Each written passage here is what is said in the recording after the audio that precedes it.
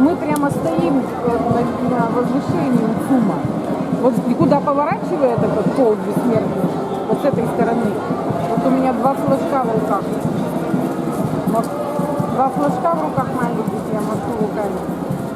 Беглые. Вот прям стоим, смотрим на этот полк. А они так есть. Видишь меня? А, сколько я на фоне полка?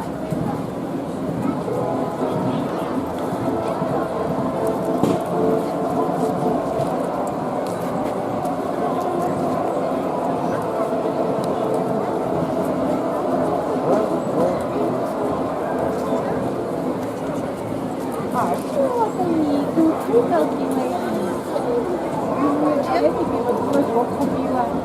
Вот какая красивая.